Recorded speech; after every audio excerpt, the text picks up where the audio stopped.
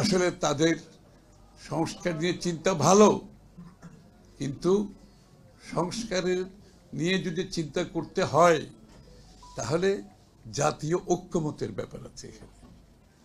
আর সবচেয়ে বড় কথা হচ্ছে সংস্কারের সাথে জড়িত যে গুরুত্বপূর্ণ বিষয়টি হচ্ছে জনগণের সমর্থনে আপনি সংস্কার করবেন, জনগণের আস্থা নিয়ে আপনি সংস্কার করবেন, জনমতের পরিপ্রেক্ষিতে আপনি সংস্কার করবেন। সেটা একমাত্র সম্ভব একটা নির্বাচিত সরকারের পক্ষে। অনির্বাচিত কোনো সরকার নিজের চিন্তা ভাবনায়, নিজের ধারণায়, নিজের দর্শনে তারা কোনো সংস্কার সেভাবে করার কোনো সুযোগ নাই। সংস্কারটা করতে হবে যেই সমস্ত বিষয়ে জাতীয় ঐক্যমত আছে সেগুলো তারা করতে পারে, এবং আমাদের বিএনপির পক্ষ থেকে আমাদের কোনো আপত্তিও নেই এই ব্যাপারে। শুধুমাত্র সেই কয়টি সংস্কার, যে সংস্কারের মাধ্যমে আমরা গণতান্ত্রিক অর্ডারে দ্রুত ফিরে যেতে পারি, এবং সেটি জাতীয় ঐক্যমতের পরিপ্রেক্ষিতে। বাকি সংস্কারের জন্য আপনি দেশের জনগণের কাছে যেতে হবে ভোটের মাধ্যমে। প্রত্যেকটি দল জনগণের কাছে যাবে তাদের নিজস্ব প্রস্তাব নিয়ে, জনগণ সিদ্ধান্ত দেবে, পার্লামেন্ট আগামী সংসদ সেই সংস্কারগুলো সংসদে পাশ করবে, কোনো সমস্যা তো নাই। কিন্তু জনগণকে বাইরে রেখে যে বয়ান তৈরি করা হচ্ছে সেই বয়ান জাতির কাছে গ্রহণযোগ্য না। ওই আমরা স্বাধীনতার পরে শেখ মুজিবুর রহমান সাহেব ওনার একটা বয়ান করেছেন, মানে বাংলাদেশ কিভাবে চলবে ওনার একটা বয়ান ছিল না? আবার ওই স্বৈরাচারের একটা বয়ান ছিল, আবার ফ্যাসিস্ট সরকার শেখ হাসিনার আরেকটা বয়ান ছিল যে মানে উন্নয়ন গণতন্ত্রের ঊর্ধ্বে চলে গেছে। মানে উন্নয়ন আর গণতন্ত্র যে হাতে হাত মিলিয়ে চলতে হয় সেটা সে বিশ্বাস করে নাই। সে বলছে উন্নয়ন গণতন্ত্রের উপরে। আর গণতন্ত্রের মাধ্যমে উন্নয়ন হবে, উন্নয়নের মাধ্যমে গণতন্ত্র হয় না। এটা ফ্যাসিস্টরা সবসময় এই স্লোগানটা আপনি ব্যবহার করবেন উন্নয়নের কথা, কিন্তু উন্নয়ন হলে তো ভালো হতো। উন্নয়ন তো হয় না, হয়েছে লুটপাট, হয়েছে বিদেশে 150 বিলিয়ন পাচার হয়েছে। তার কি সহকারী না 200 কোটি টাকার মালিক সে শেখ হাসিনার, কি যেন ওটা 400 কোটি টাকা, ও ড্রাইভার না কে, পিয়ন। তো সেটা না হয়েছে উন্নয়ন, না হয়েছে গণতন্ত্র। হবে না তো।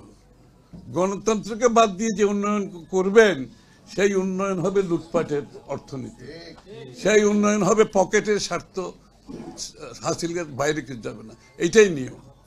সুতরাং আজকে আরেকটা বয়ান দিয়ে সে 15 বছর এই দেশ, 16 বছর এই দেশ শাসন করেছে।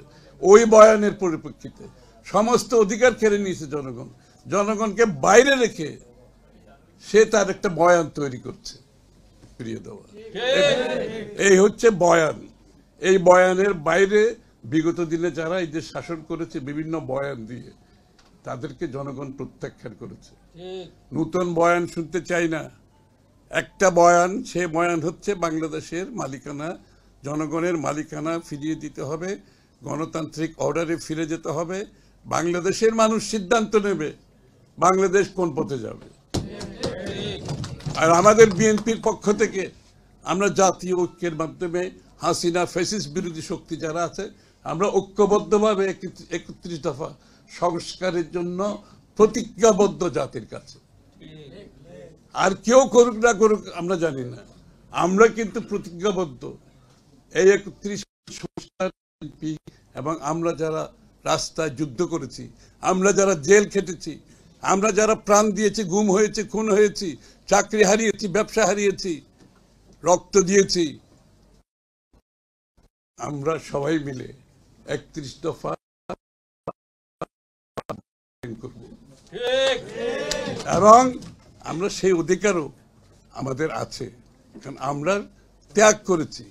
বিএনপির নেতা কর্মীরা 15-16 বছরে জ্বলে পুড়ে খাঁটি সোনায় তৈরি হয়েছে।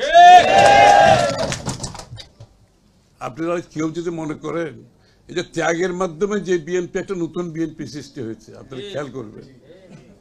আমি গতকালও চট্টগ্রামে বলেছি, আগের বিএনপি অনেক শক্তিশালী ছিল।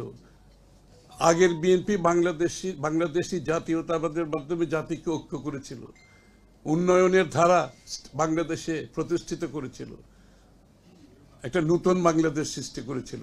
আজকের বিএনপি ত্যাগের মাধ্যমে সেটা অন্য জায়গায় এসে পৌঁছেছে। বিএনপি নেতা কর্মীরা ত্যাগ করতে শিখেছে, জীবন দিতে শিখেছে, রক্ত দিতে শিখেছে, প্রতিবাদ করতে শিখেছে। সুতরাং এই বিএনপি একটু অন্য চরিত্রে এখন এসে পৌঁছেছে, এটা বুঝতে হবে অনেক।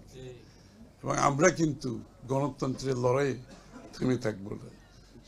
আমরা কিন্তু জনগণের ভোটাধিকারের জন্য লড়েছি, আমরা কিন্তু জনগণের মানবাধিকারের জন্য লড়েছি, আমরা জনগণকে সাথে নিয়ে রাস্তায় নেমেছি। আমাদের পথ চলা এখনো শেষ হয়নি। যত সত্তর বাংলাদেশে একটি নির্বাচিত সংসদ সরকার গঠিত হবে, যারা জনগণের কাছে দায়বদ্ধ থাকবে, জবাবদিহি থাকবে। আপনি যদি নির্বাচিত না হন, আপনার তো কোনো দায়বদ্ধতা নাই, আপনার তো কোনো জবাবদিহিতা নাই। এটাই তো বারবার হাসিনার কোনো জবাবদিহিতা ছিল, কারণ সে তো নির্বাচিত ছিল না। হ্যাঁ, ওই শেখ মুজিবুর রহমান সাহেবের সময় উনি যে বাকশাল করেছিল একদলীয় শাসন, ওনার তো কোনো নির্বাচনের কোনো ধার ধারতা হয় নাই। তো ওই জন্য ওই যে বয়ান সৃষ্টি, একটা বয়ান, ওই বয়ানে উনি দেশ চালিয়ে গেছেন, হাসিনা আরেক বয়ানে চালিয়ে গেছেন। আমরা নতুন বয়ান চাই না, একমাত্র বয়ান হচ্ছে গণতান্ত্রিক অর্ডার ফিরে আসতে হবে, জনগণের কাছে জনগণের মালিকানা ফিরিয়ে দিতে হবে, জনগণ সিদ্ধান্ত নেবে। আপনি গণতন্ত্রের কথা বলবেন আর নতুন নতুন বয়ান সৃষ্টি করে জনগণের ক্ষমতা আপনি